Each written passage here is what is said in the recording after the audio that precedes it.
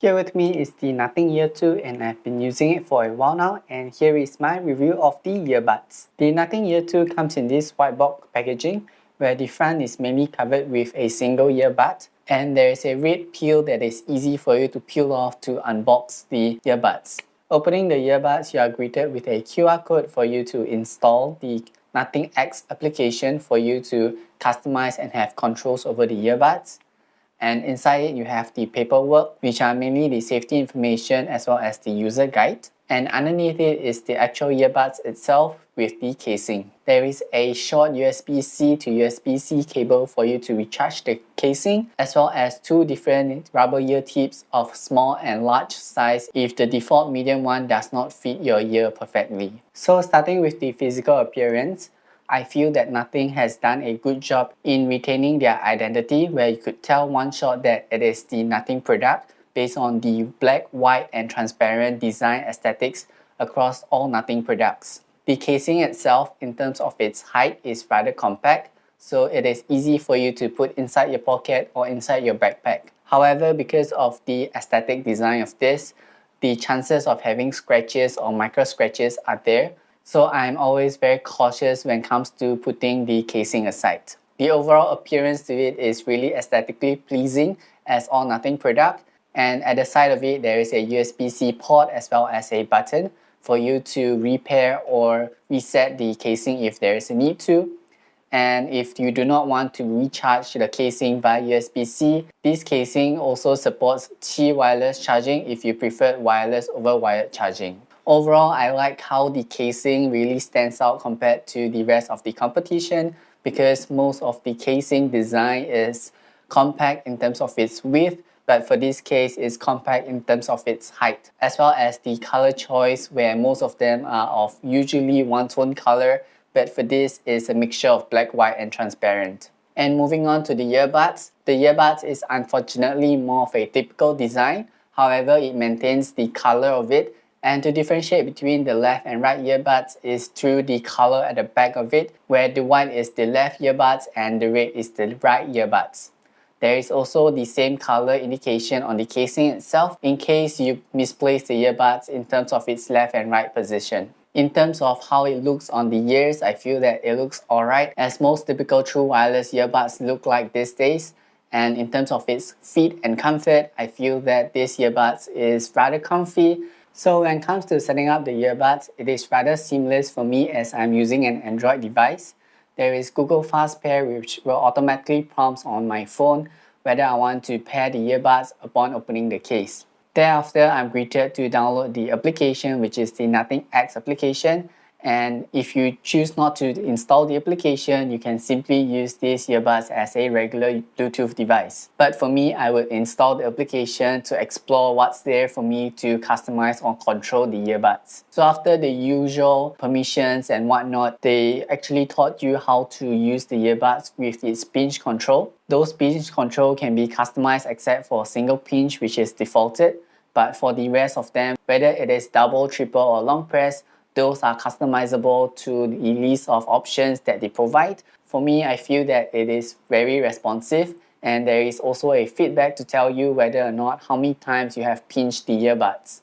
There is a firmware update for the earbuds as well, so it is nice to know that there is software supports for the earbuds. Something interesting I found on the application is personalized ANC as well as a hearing assessment. The hearing assessment will take a couple of minutes for the application to detect how well you could hear the high frequency sound against some white noises, and they would tune it accordingly based on your age as well as your hearing ability. For sound quality, I feel that the earbud sounds rather good, but at the same time it kind of lacks a little bit of something here and there. Of course, you can adjust the EQ options in the Nothing X application, where you could adjust whether you want more bass, more mid, more treble, etc., whether it is the preset one or the custom one of your own. Apart from that, there is active noise cancellation as well as transparency mode. There is an option for you to choose between high, mid, low and adaptive.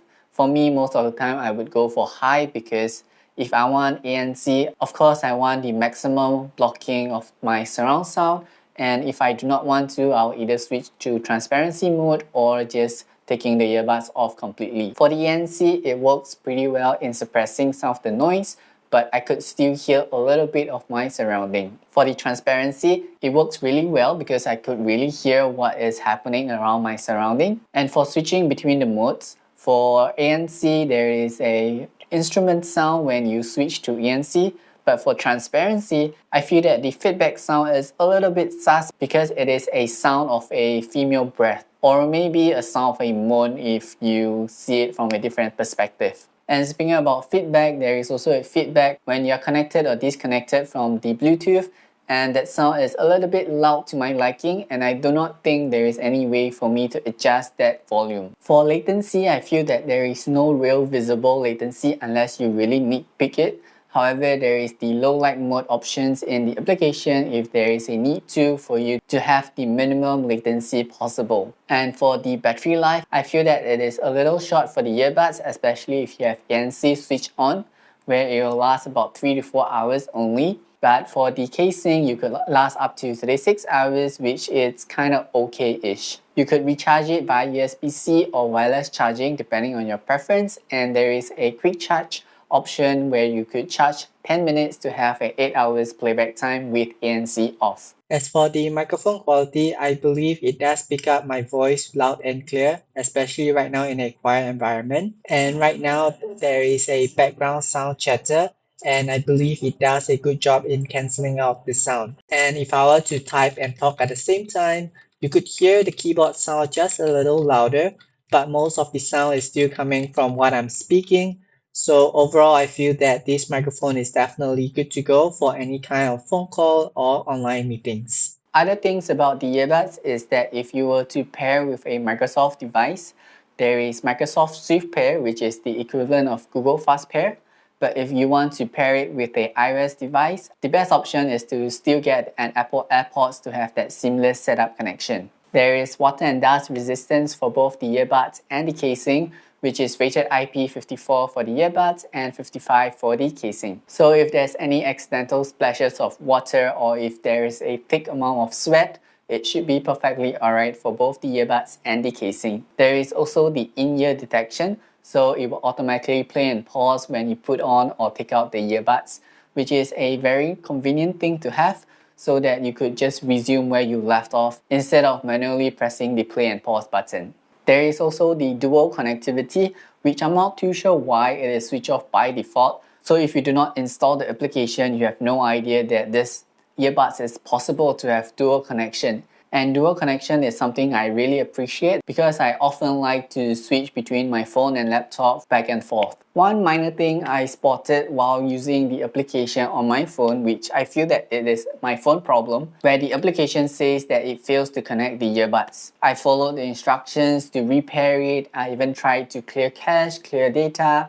reinstall the application, but apparently the only way to resolve it is to restart the phone. So if somehow there is a similar bug that you face, you may want to try to restart the phone first instead of doing whatever I've just tried. But it is just a one-off thing, so it should be a minor problem. So for the price, it costs $199, which I feel that it is a little bit pricey given that the battery life is a little bit of lacking, given that the sound is a little bit of lacking. But the overall package in terms of having ANC, having transparency, even though the sound quality may be lacking a little, but it's overall not too bad, and the aesthetically pleasing design of the earbuds, I feel that it would be okay if the price were to be reduced just a little bit. So yeah, if you enjoyed this video, do give it a like, do comment down if you have any opinions, and do subscribe for future videos like this.